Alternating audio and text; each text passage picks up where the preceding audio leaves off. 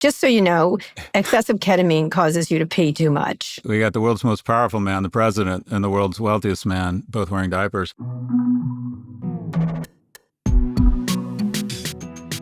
Hi, everyone. This is Pivot from New York Magazine and the Vox Media Podcast Network. I'm Kara Swisher. And I'm Scott Galloway. How you doing, Scott? Where are you? What is behind you? Is that another AI situation?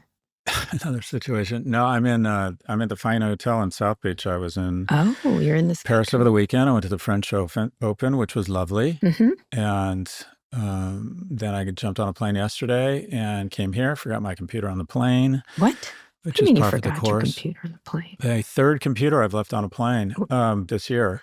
Year to date, I've left 3 computers on planes. Why? Why? Because if my dick wasn't attached, you'd find it on a card table next to a script of Goodfellas in Soho, Kara. I'm so glad I didn't find that. What would I do with it if I found your dick? That's an interesting question. There you go. So put it in the anyways, refrigerator. I lose everything, but I'm safe and sound at the Faena, and my good friend Pablo Doritas saved my ass for bacon and got me a new Macintosh, and Drew and the team have fired it up, and now I'm doing podcasts. Are you ever getting your computer back? The wonderful thing about technology now is it doesn't matter. I'll have a new one for me when I get back to New York, and they're dumb appliances. It's all in the cloud now. So some lucky flight attendant has a lot of porn coming his way this weekend. I left things on planes and I go and find them. I go to the lost and found and I dig through it and I found all my stuff dispersed, all kinds of things. So I go and look for things when I leave them. Yeah, I do the trade-off. I was going to go back to the airport, and I figured it would cost me a half a day, and I don't want to do it. I'd just rather get another. Yeah, you're not worried about people getting access to your things on that laptop, all your secrets. Yeah, I don't know. So they want to know. They want to know like what cock gobbler site I'm spending time at, or like what. I have a lot of personal stuff on my computer. No? Yeah, okay. my life isn't that interesting. It's pretty much arrested adolescence and someone who doesn't like themselves. It's not going to be that interesting a journey. But you're right about that your stuff moves with you throughout the cloud now. It's really your computer doesn't matter. It's just a dumb appliance tapping into the cloud. It really doesn't. I think it's much. I lose a lot of laptops. I think it's much more damaging when you lose your phone. Because that's harder to put together. Up. Yeah, that's right. Yeah, right. I noticed at your apartment you have a drawer of like AirPods and extra things for your computer because you lose them, right? So they're sitting there. I think there's a few things in your life that really connote luxury and economic security, and one for me is I don't have keys. I cannot have keys. I'm physically incapable of holding on to keys, and I have no keys. What about a wallet? You have a wallet though, right? No, now I just use my phone. Although actually, I carry my black card because it signals masculinity. So I do like to throw that down and say, "Daddy's here, Daddy's here," and he's bringing. You throw it down. You throw it. Oh yeah, that's right. Yeah, you can't just place it down delicately. That makes that big titanium sound like that's right. That's right. Mate with me, and your kids are more likely to survive than if you mate with someone who has a Discover card. You're not mating anymore, so why do you need to throw down the card? You never stop wanting, though. Oh, okay. You never stop wanting. So you do it via the card. Okay. All right. Yeah. Whatever. I'm in San Francisco. What are you doing? Enough about me. I'm in San Francisco. Again? Yes. I'm here for a week. Why are you there? I'm filming a secret thing. Filming a secret thing? Yeah. I can't talk about it because stupid company won't let me know.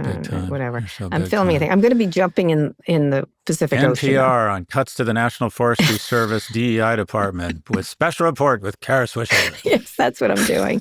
But I will be jumping in the Pacific, eating oysters and hanging out with my brother, among other things, nice. Part of this filming. Yeah, it's nice. Yeah. So I love being in San Francisco. It's really nice. Is this your health thing that you roped me into? What? Yeah. You're doing it with me. Yes, you are doing it with me. You have to. Okay. This is not our relation is over if you're not in it because I will cry. I will cry. I'm excited. Yeah, we're going to do it. It's going to be fun. It's a thing that has to do with health that I'm doing for an organization I have a relationship with. Anyway. Does it rhyme with CNN? Yes, it does. Anyway, it's a great team. We're going to have a great time. Shocker, it's not Fox. It's as much as I can say, or else I'll get a call from one of Kara Swisher on the New American Mail from Fox Reports. Deal with your debt and don't call me when I'm trying to make some money for you. Anyway, I'm here, and then it's going to be fun. I was going to have the kids be out here and Amanda, but Claire is in public school, so she's there till the end of June, which is interesting. So she can't She must finish her. Well, what's interesting about that? I'm still waiting for the interesting part. I'm just saying. I just say that she's still in school. So anyway, I'm here and I'm going to have a great time. Do you guys have big plans for the summer? What did the Swishers do over the summer? No, I'm going to be taping this series. But to go to Vermont, I think we'll probably go to Vermont. We'll do... Sorry. We're not the Galloways that are like go from Aspen to Dingdy. What's the point of making all this money to go to Vermont? I don't want to go to Aspen and hang out with you. Why would I want to do that? Vermont is pretty. You so want to hang out with me. I do. I like hanging out with you. That's true. But let me say, I am going to do a great vacation next year, next summer, I'm going to do Greece. When you hit 70, you're going to start slowing down. I'm going to rent a boat. You're going to stop and smell the roses. Italy or Greece. That is next summer. That is what's going to happen. Oh, I love both those places. I'm not a big vacationer. I told you this already. Anyway, here and there, San Francisco is beautiful. I had delicious oysters yesterday. It was lovely, lovely day. I put away the Christmas tree, but I'm not going to get into that. It was still up for 6 months now. All right, we've got a lot to get to today, including Elon Musk and ketamine, obviously, Trump's latest fight with China, and Taylor Swift's blockbuster business move. But first, Senator Joni Ernst of Iowa had some very comforting words about Medicaid cuts for constituents at a town hall on Friday. Well, we all are going to die. So, for heaven's sakes. Oh, my God. But thank goodness, she's such an asshole to her constituents, but thank goodness she apologized afterwards on Instagram. Here's what she had to say. Uh-oh. I made an incorrect assumption that everyone in the auditorium understood that, yes, we are all going to perish from this earth. So I apologize. And I'm really, really glad that I did not have to bring up the subject of the tooth fairy as well.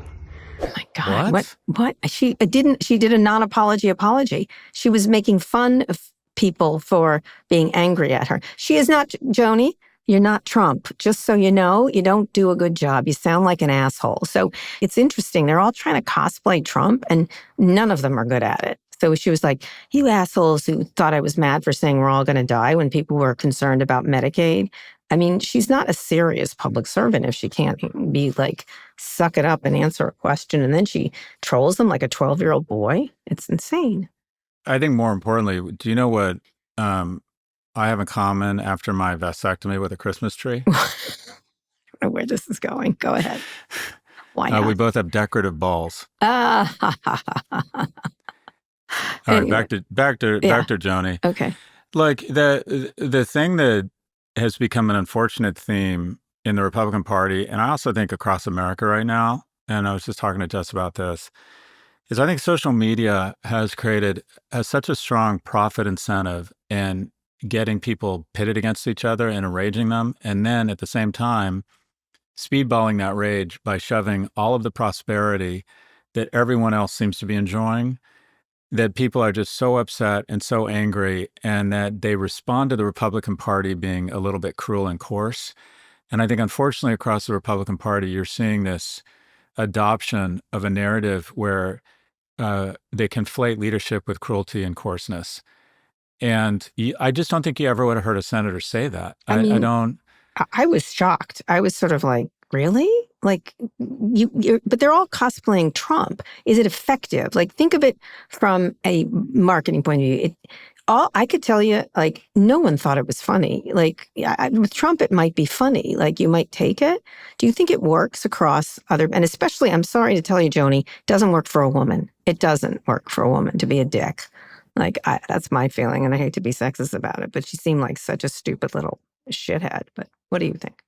Yeah, I think it reflects something deeper and more uncomfortable about the United States, and that is we've decided that you can cut America first. Okay, so we're closing down hospitals in Myanmar for people with serious diseases or food kitchens in war-torn parts of Ukraine, but that somehow has been conflated with leadership, the coarseness and cruelty. And I think that these Republican town halls have been awful for Republicans. They make for really good TikTok moments, but I worry they're not indicative of how a lot of America feels, where America feels that, okay, you have these Democratic elitists that after they make their money with low taxes, all of a sudden get very concerned about me. 40% of American households have some sort of medical or dental debt. And every day, 210 times a day on my phone, I'm reminded about people having extraordinary lives that I'm not participating in. And then I have a social media platform that I spend 5 or 7 hours a day on trying to convince me that it's my neighbor who's the enemy, not not soldiers pouring over the border in Ukraine. And I think there's just so much rage in America and so much anger against other Americans that an unfortunately large number of Americans kind of enjoy this harshness and this cruelty. And distinct of what Joni's doing, or Senator Ernst, I just think we've lost a lot of at the hands of, I don't think people recognize just how much our discourse has been coarsened by social media, and that people have been taught. I was thinking just about dating. Do you remember when you were in your 20s and 30s and you were dating, do you remember the politics of anyone you dated? No. It didn't come up. And you didn't. There was a general sense that as Americans, we were these good people and we had a certain comity and a certain thing in common. You know what? Men and women liked each other. I've been thinking about this a lot. I think social media has done a great job of convincing the genders that the other gender is the problem, that men believe that women's ascent is the culprit for their descent. And that's not true at all. Whereas women think it's the patriarchy and that men don't have problems. They are the problem. We've convinced the genders, the greatest alliance in history, to dislike each other. Yeah, I think there was hatred before that. I think it's just, it becomes manifest when she does, like, she may have been irritated at this town hall, for example, because someone yelled at her. And by the way, if you're a senator, fucking man up, Joni. If someone yells at you, have the grace to be able to answer without being a douche nozzle. But I think that she is doing something that is coarse and rude, and I don't think it works. I think people are like, what? Like, why are you such... I think there is still a sense of certain decorum. And I agree with you. I was always worried about social media spilling out into the world, right? And it has, whether you're in a car, people yell at you on the street. There's more and more and more of that people behave offline like they do online. That said, I don't think doubling down on douchery is the way to go. And I do think there's going to be a reaction to it. When it's other people, not Trump. I think people get tired. People are already tired of it with Trump. I think they don't. Look, you see losses in all these places that they shouldn't be losing in.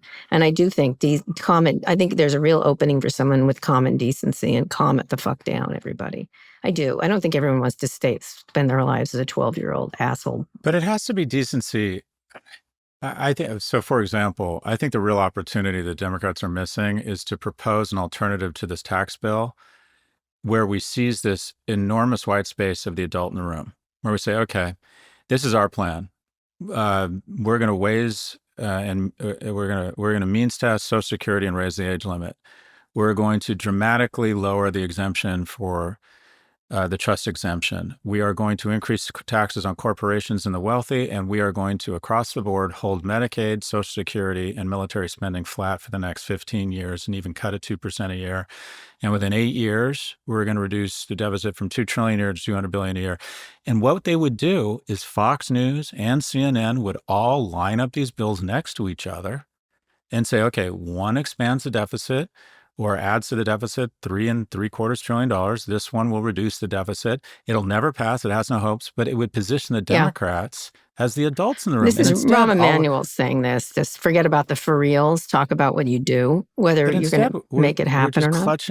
We're clutching our pearls and highlighting these very real, very ugly things that are happening rather than saying, okay, you guys have to be more than what's bad about what they're doing. You have to propose your own solution. Agreed. I agree with you. I do think what I'm saying is, in her doing this is what she's got.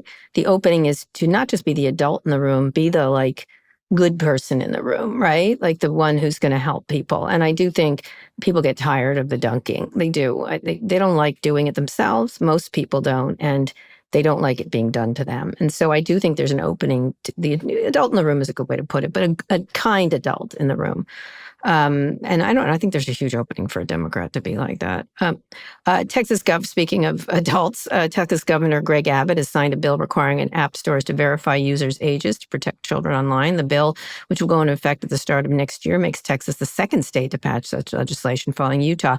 Apple has argued the strategy will threaten the privacy of all users. They have a good argument that way. Meta argues the app stores are the best party for the job. They're trying to trade it back and forth. It's a really complex topic because it does come into privacy issues, and at the same time, you and I agree that there's got to be some way. I just don't know who should be policing this situation. Would we be in a better place if all states passed similar legislation? Are we better off if the bill, having hope in a bill like COSA or whatever? How do you feel about this? Because who is the one that should? I mean, cigarette manufacturers kind of have to have those warnings, and the people who sell the cigarettes have to not sell it to kids, even though sometimes that happens. Same thing with liquor. What are your thoughts on this? I feel like you know more about this than I do. When people come up with, when they're faced with the issue of, is it at the device level or at the app level? I think the answer is yes. And that is, with tobacco, I think both retailers and manufacturers face liability. And my sense is, okay, in terms of age gating, it feels like it should be at the device level, because it seems like it would be more efficient and would cover practical. Everybody. Yeah, to say, okay, because we can track your activity across all apps, we have a pretty good sense for what your age is. And we don't allow anyone under the age of 16 to have car keys or operate a car. So why would we let anyone under the age of 16 operate? I don't think anyone under the age of 16 should be able to operate a smartphone. I don't think you put a video arcade, a porn site, Netflix, and a casino in a 15-year-old's pocket. I just don't think that's a good idea. And then they have an incentive to make it so complicated that parents can't figure out parental controls. We tried to implement parental controls for my son last weekend, and within about 3 minutes, he'd figured out the password and reinstalled everything. So so I guess what I'm talking about is at the device level, maybe, but I still think the app should be on the hook for a second layer of protection. What are your thoughts? I think you need to wear 2 condoms here. I think the difficulty is, say when you go to a bar, they look at your license for a second and you keep it. So it's not a privacy issue. I think the idea of Apple collecting people's data like that seems a little troubling. Privacy? Well, because I don't get that argument at all. Well, no, that's their argument, is that they would be keeping the data of people's in ways that they don't now, right? They don't know who picks up their phone or whoever is. And so there are problematic situations of how you store that information and who knows who can see it, et cetera, et cetera, et cetera. So there's no question there's not a privacy issue, because it's a persistent validation, right? As opposed to, where do you have a persistent validation except with the government and your license plate? I suppose in a way with airlines, when you fly, when you give them your data or your birthday and stuff like that. So there's always going to be a privacy problem, and there's going to be people who steal it or some issues around it. But it seems to me the device is where it should be, and at the same time, that there should be some liability for. In this case, Apple is there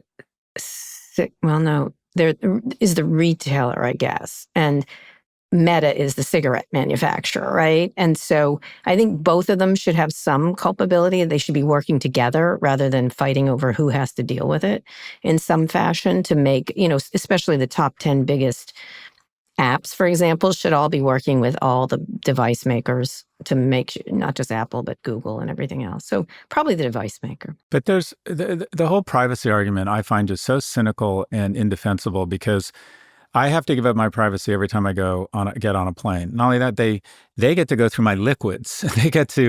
They know where I'm going. And by the way, if I buy a one-way ticket, they violated my privacy, and they're more likely to do an additional security screening. They know my age, they know my status. The guy at immigration looks through my passport and asks me, when was I in Israel and what was I doing there? You Americans, part of a modern society is the following compact. You agree to have a certain amount of your privacy violated in exchange for utility.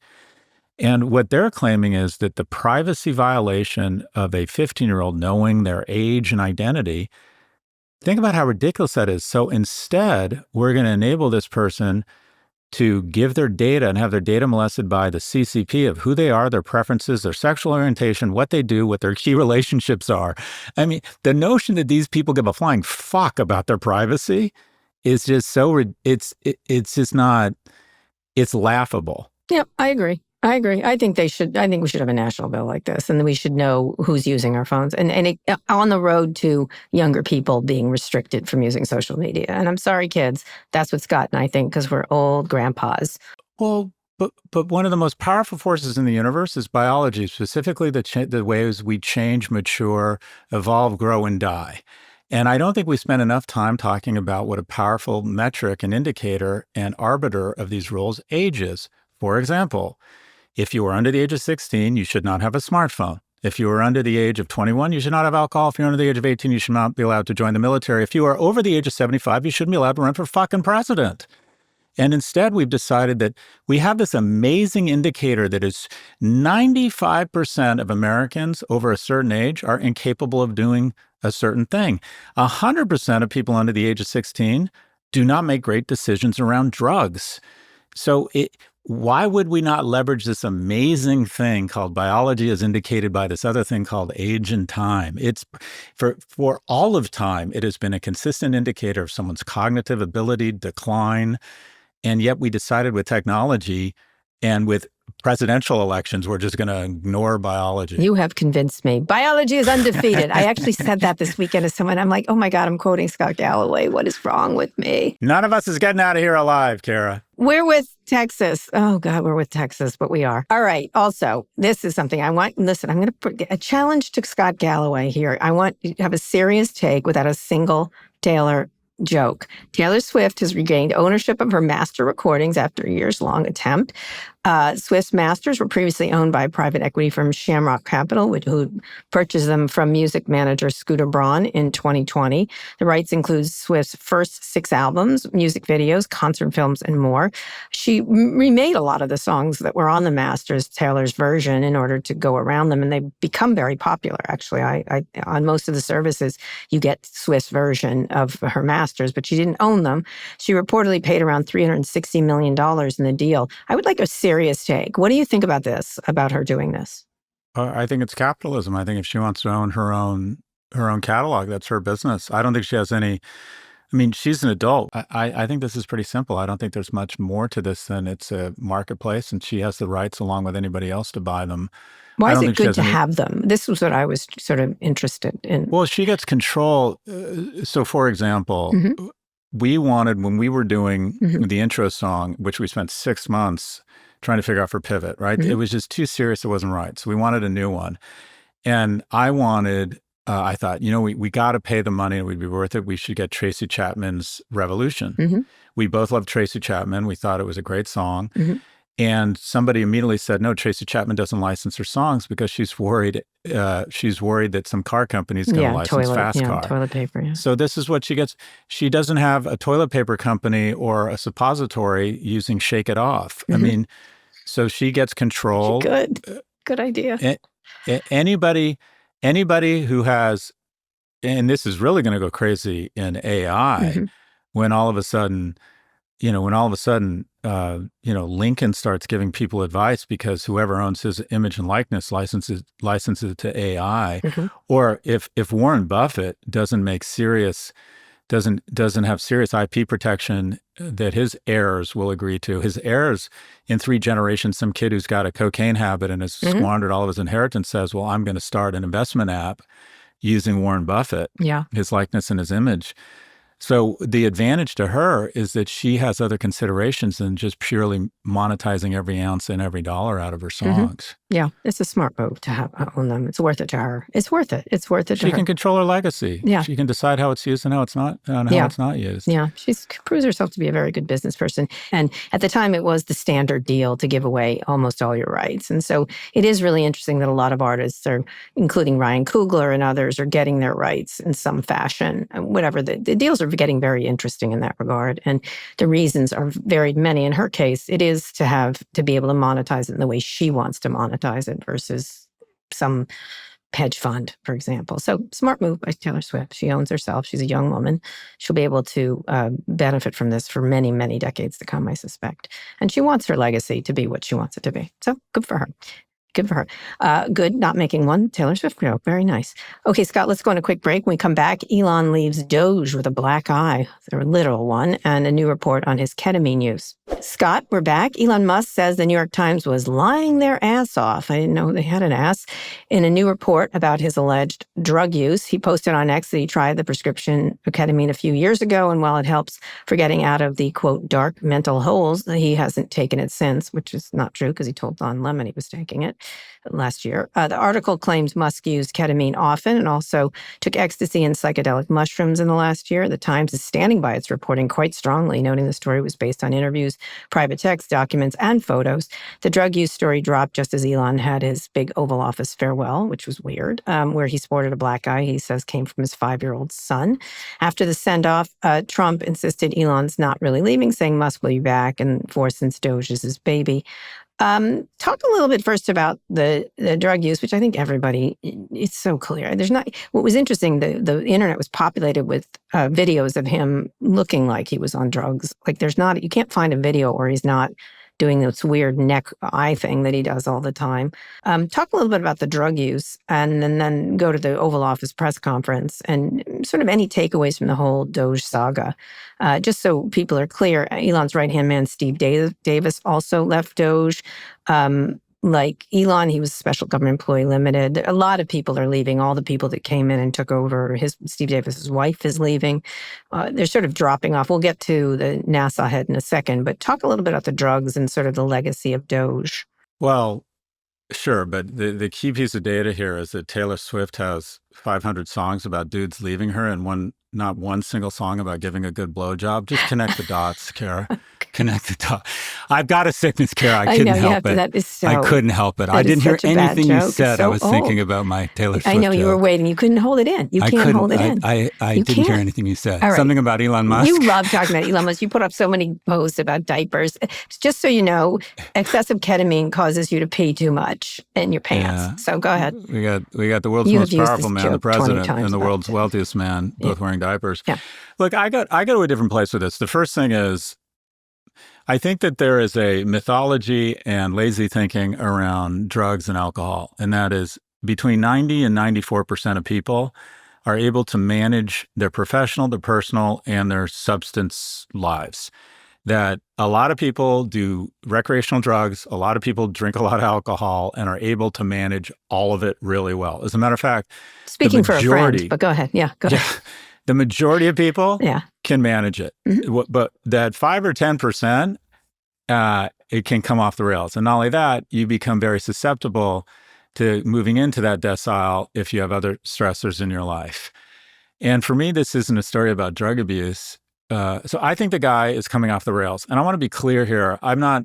In no way am I intimating violence or wish or harm against anyone. I think this guy probably has some of the lowest life expectancy of any public figure right now. Because I've been involved in 2 quote unquote interventions. I've had a decent amount of people professionally and personally who've struggled with drugs and alcohol. If the New York Times reporting is accurate, which I believe it is, his ketamine use and his other drug abuse mixing. He mixes a lot, is so out of control. And then you couple it with something that's even more dangerous, and it's the following. What all of the research is showing is that there's this myth or this trope of the woman who can't find a dude, and poor her mm-hmm. life is awful because she can't find a guy and have kids, right? And the majority of the research is all leading to one place, and that is relationships in a heteronormative relationship are actually more beneficial and important to the male than to the female. Mm-hmm. Widows are happier after the guy dies than when they were married. Widowers are much less happy. When men don't have a romantic relationship as a guardrail, they come off the tracks. They become much more prone to self-harm, much more, they reinvest that energy in nationalist content, conspiracy theory, video games, porn. And I'm not pathologizing all single men here, but a single man is much more vulnerable to bad things in life than a single woman. A woman, oftentimes when she has a lack of romantic opportunities, rechannels that energy into her friend network, into professional opportunities. And a lot of what's happening, I think, in quote unquote, if you call it a mating crisis, everything's a crisis now, is that women, as they've economically become more prosperous, have just decided on the whole, these heteronormative relationships just aren't a great deal for them. And men really need relationships. And I think the thing that is really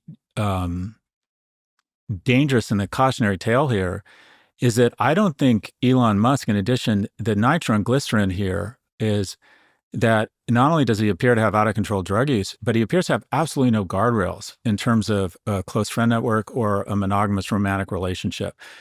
And I think that is just an incredibly dangerous cocktail. And what defines America right now is that we have an individual who is the world's wealthiest man making decisions that supposedly, according to several agencies, are going to result in several 100,000 of the poorest children around the world dying. But we forgive him, even though of this rampant out-of-control drug abuse and this personal life that just seems chaotic, because he has so much money. Look, it's well known that he takes drugs. I mean, there's not anyone that people come up to me and tell me about a party in Los Angeles, whether it's Los Angeles. It's just, this is 100% accurate reporting by the New York Times. Like you said, a lot of people can be functional and do it at the same time, but there are so many warning signs here. But one of the ones that troubled me, there was a line deep in the story where it's like he was given, one of the things that the Trump people rail against is that people who are getting Medicaid have drug testing or this and that. They have all these rules for people. He was warned in advance. That to me jumped out when the drug tests were coming. That was like, are you kidding me? Like, he doesn't have to follow the same rules. And he gets warned. Who was warning him in advance? I was like, this is a whole story by itself. Who is warning him in advance? It was a single line in the piece. And I was like, of course he was warned in advance so that he could get clean or however he handles that. And that to me was disturbing. It just sort of was like watching in real time someone who is headed to a very bad place. I've always thought that. And at the same time, hurting people as he hurdles through this very strange life of his and without a caring. So give me your take on Doge, because I think it's been incredibly damaging. I don't think there's been good things about it at all. In fact, it's sullied the idea of government efficiency in many ways. I think in some ways it's essentially the government's come out with a much cleaner bill of health around this bullshit notion of waste, fraud, and abuse. They just weren't able to find it as easily as they'd hoped.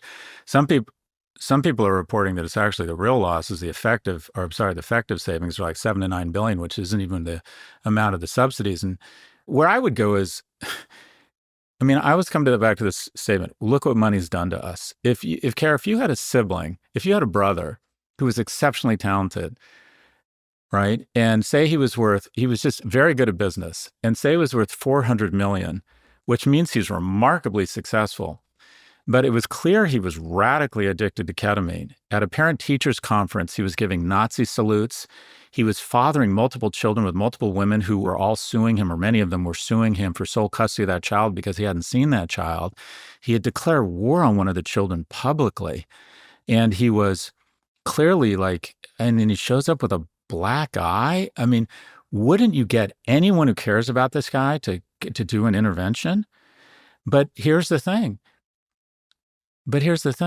If you're worth $400 billion, not $400 million, the world admires you and thinks that think it's not drug abuse, it's you're provocative and you're authentic and you're different.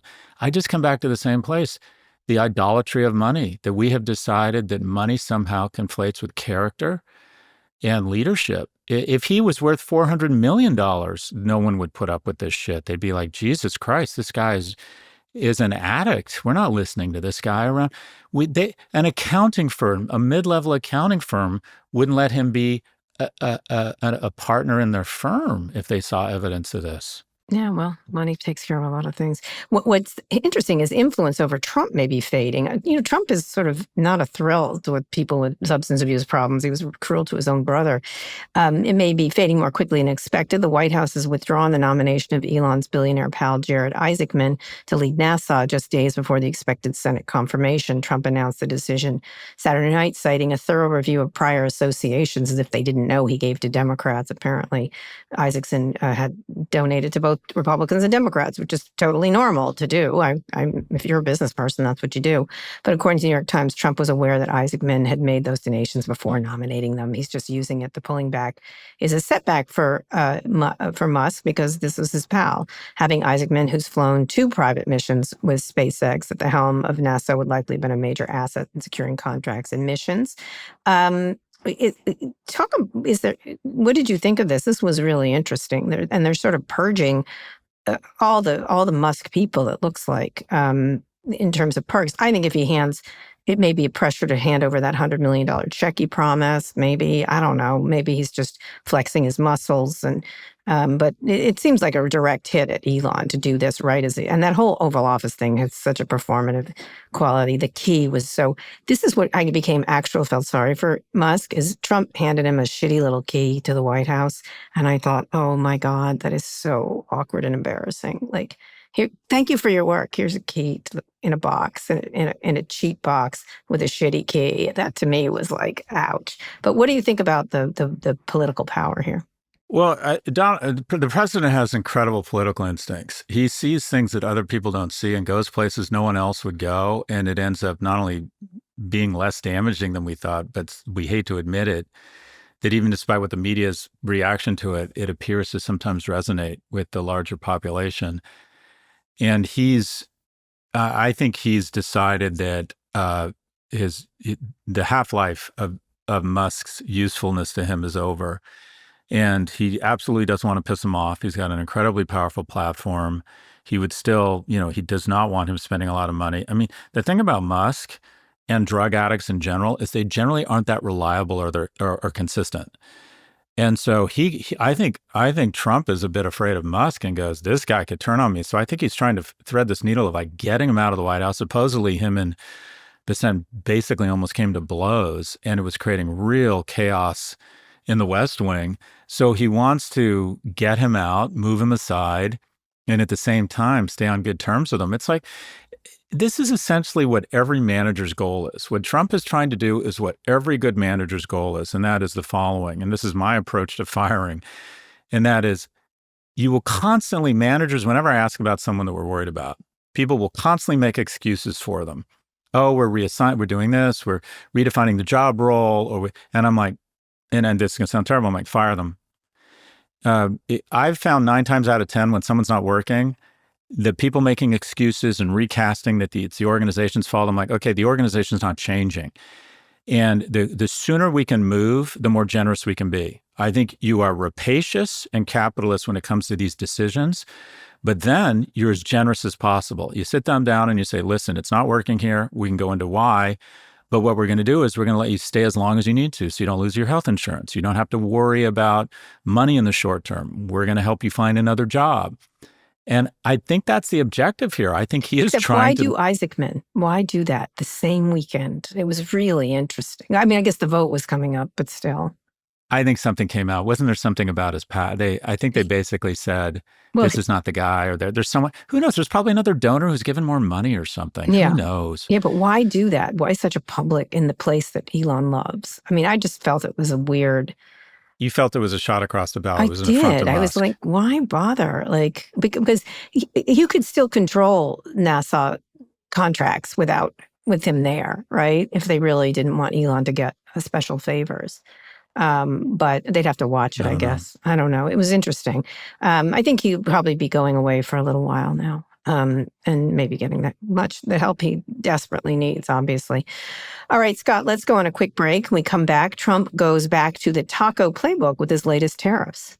Scott, we're back. President Trump is doubling tariffs on steel and aluminum from 25% to 50%. A move says will boost U.S. manufacturing. The EU is already saying they're prepared to retaliate. Canada is not too happy either. The timing of this tariff announcement coincides with what Trump is calling a blockbuster agreement between U.S. Steel and Japan's Nippon Steel. Details of the deal are somewhat murky, though Trump is claiming U.S. Steel will remain controlled by the U.S. Senator David McCormick also said the U.S. government will get a golden share in this deal, giving the administration U.S. Board member approval, along other key decisions. This has been rattling about for a while. I think it has almost nothing to do with this.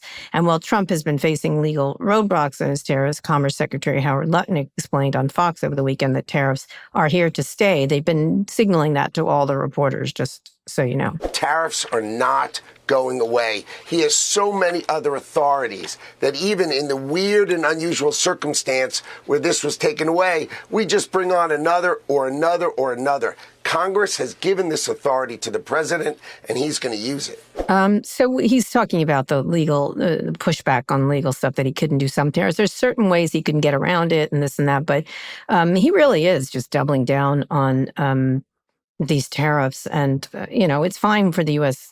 steel thing. They get a golden share. Sure, why not? Talk a little bit about this, and then we'll talk a little bit about China. He's now again accusing Beijing of totally violating the trade agreement that paused retaliatory tariffs. So it looks like he's ginning things up, and he's done with being Mr. Nice Guy there. Talk first about this steel, and then we'll get to China.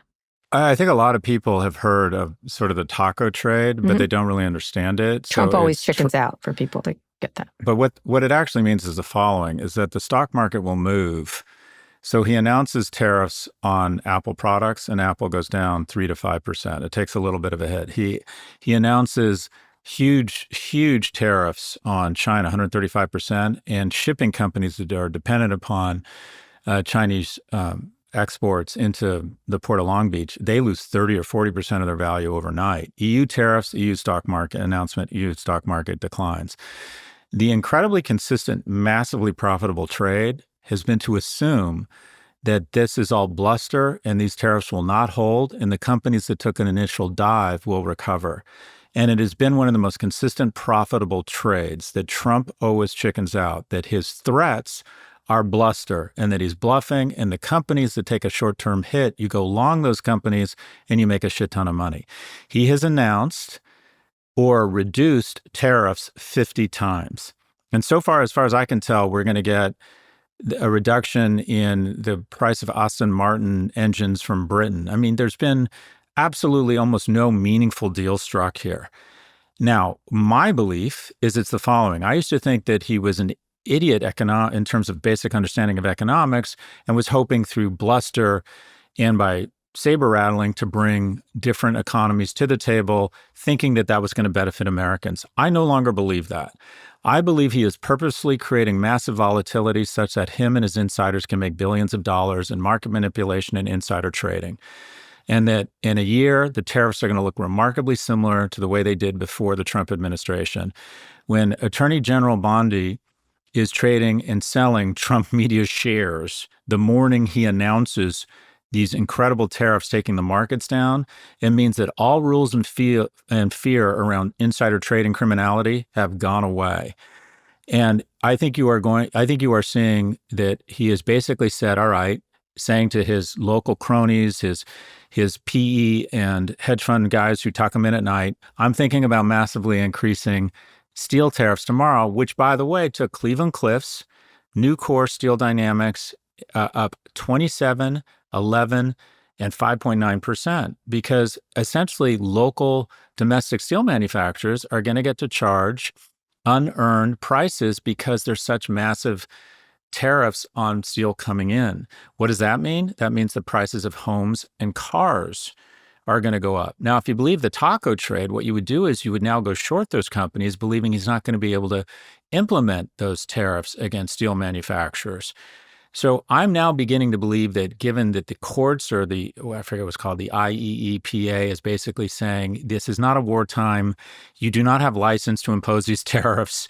There can only be done in exceptional measures during times of terrorism or cyber attacks. I think George W. Bush invoked them during 9/11. They said this does not meet that test for what you are trying to do. It's basically like an exceptional wartime act. The trade would be to go the other way. But I'm now of the mind of these people are not dumb. What they're doing is creating massive volatility that them and their cronies and their loyalists are making tens of billions of dollars off. It's all market manipulation and insider trading. Yeah, I think you've been talking about this for a couple of weeks now. One of the things that he's really focusing on, as I said, was China. He didn't give specifics about the problems with China, that they were violating these things. But U.S. Trade Rep Jamieson Greer said China has been slow rolling compliance, particularly on exports of rare earth materials, which we need desperately. China is hitting back, accusing the U.S. of undermining the recent agreement with the so-called discriminatory measures like AI chip export controls, and also criticizing the plan to revoke student visas, which Trump has been doing, specifically targeting Chinese students in America, which there are many. Despite all the tough talk from both sides, Trump says he's sure he'll chat with Chinese President Xi to work things out. I mean, one of the things, is it even more taco behavior here? Because this is the key relationship, presumably. But the Wall Street Journal also had a piece that was really interesting about all these attempts to hobble China, particularly when it comes to tech, aren't working, and in a lot of ways are backfiring. With scarcity brings innovation, and many people feel, and that China's doing just fine in these agreements. So, what is China different from your perspective? What he's doing here? There's the tariffs, and then there's the war on these elite institutions. And I think the tariffs will do structural damage, and that is everyone's trying to reroute their supply chain around America. They're like, we can't handle this toxic uncertainty. The fear around this nonsense with Harvard, by the way, both Xi Jinping and his rival, who disagreed on a lot, both had one thing in common. They sent their kids to Harvard. And what's just so insane and so cynical about this move is they're doing it under the banner of anti-Semitism, but the funding they're trying to cut is around medical research or scientific research, of which we get huge dividends and which Harvard is outstanding at. Now, having said that, I do believe personally, I'm apologize. You asked about China. I think that he is looking for some sort of big, beautiful deal, and that she is going to call his bluff. I think they have totally overplayed their hand. And the kid or the person torn between two lovers right now is Tim Cook. And that is, Tim has nowhere to go. It was easier to get to splitting the atom during World War II than it would be for us to return all manufacturing of the iPhone to the U.S. right now. It's just an impossibility. And China is restricting the granting of visas to Chinese people in China who Apple is trying to transition to India, such that they can assemble one screw and say made in India. It's all tariff gaming right now. It's just so Tim Cook is literally caught between these two people. And quite frankly, the more consistent player right now and the easier player to deal with is Xi. He doesn't know what Trump's going to do. But if you look at what's happened to Apple stock, people sort of don't believe it's really going to affect them. They sort of believe that supply chain that has absorbed 25 million people and $50 billion a year in 5 super centers around China, that it's going to survive, that Trump will eventually back down. Or go away. That's or forget about it, or move on to something else. Yeah. What's interesting is that we have to move on, but I feel like China has got his number more than anybody else in terms of manipulating him. I mean, obviously, I think Putin does. He's so easily manipulated because he's so obvious, and the idea that he's playing 3D chess is just ridiculous. I think we're going to, as you said, we're going to end up in exactly the same place, and we are not going to realize the threat that China does. Our best move is to get along with China, right, in terms of protecting ourselves as a country, and to figure out ways that we can protect ourselves from all kinds of things that they could do. But this way, they just, to me, they are in the pole position with him. And you're right, everyone's just waiting for him to stop talking and move on. And his mouthpiece, Howard Lutnick, seems like idiot. No one believes them because they're so capricious. No one believes anything. But what you see is every time they make a new announcement about a tariff, there's even less volatility. The market is absorbing these threats and saying they're not credible. What did he just say? Yeah, he's making himself less credible. That's absolutely what's happening here. He's not a very good negotiator, as it turns out, which you would have known if you followed his business dealings over the many decades. All right, Scott, one more quick break. We'll be back for wins and fails. Okay, Scott, let's hear some wins and fails. Why don't you go first? Well, my fail, the 2 images were summarized here. My fail was seeing kids, teenage boys in zip ties, detained by ICE. It's just like, do you realize how much damage that does to America? The cocktail, the peanut butter and chocolate that has created the strongest the strongest nation in history, and most people don't know, most people around the world don't know Americans, don't come to America, but they're willing to work with us. They think twice before they try to damage us or steal from us because they know our memory is long and our reach is far. And also that coupled with a general sense that at the end of the day, they're the good guys. And when an image is shot around the world of our own security agencies putting children in zip ties, it just does so much damage to our reputation as the good guys. Basically, we're no longer the good guys. And as evidenced by the scariest piece of data I've seen this year, other than 51% of men 18 to 24 have never asked a woman out in person. The second scariest piece of data is that now globally, more people think China is a force of good in the world than the U.S. And that makes our deep pools of capital more shallow. People don't want to invest in us. People are less likely to inform when they think there's a terrorist cell trying to infiltrate our borders. It makes their scientists less likely to come here. It makes them much less likely to want to buy our products over Chinese products. That is my fail. That image, and I won't go into the semantics of it. I don't know the specifics, but there's just some basics here. Okay, a memo to all ICE employees: never, ever have a minor in zip ties or in handcuffs. Ever. If they pose a risk to you, you have to incur that risk. If they become violent, fine. But we never put minors in zip ties or any other sort of restraining device. Anyways, that's my loss. And I was equally excited by the image in the video of 40 strategic bombers, different Russian airfields being blown up. I mean, you cannot imagine. This is arguably the most precise, genius, and well thought out and bold military operation since the IDF's operation against Hezbollah and the Pager operation.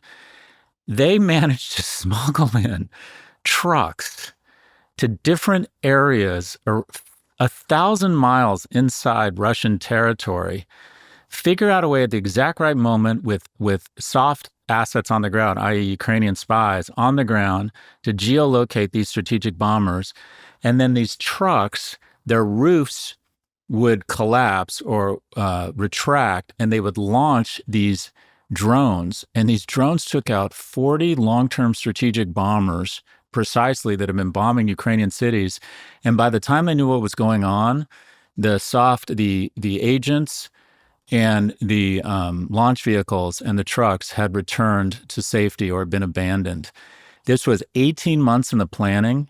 It was incredibly strategic, brave. I mean, nothing creates momentum and respect like this type of bravery and this type of thoughtful action. I was so excited to see this. I think it puts new wind in the sails and morale of not only people within Ukraine fighting this fight on behalf of all of us, but it also makes it we're more inclined in the West to support Ukraine because we see when we put our dollars and our support to work, these people are not fucking around. They are very good at what they do. And this will go down in history as one of the great, brave military operations. And you're going to see in about 18 months, 2 or 3 different dramas on Netflix and on Hulu about this operation. Anyways, the Ukrainian special operation to take out 40 long-range strategic bombers who were shelling and bombing Ukrainian cities. That's my win.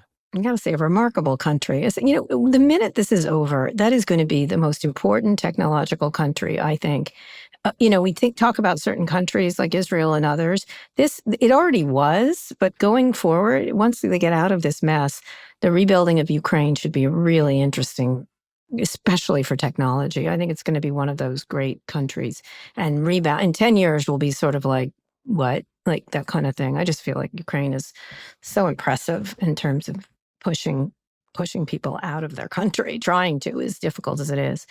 You're right. I was sort of gobsmacked that they were able to do that, and relatively easily, it looks like, which tells you everything you need to know about Putin's Russia.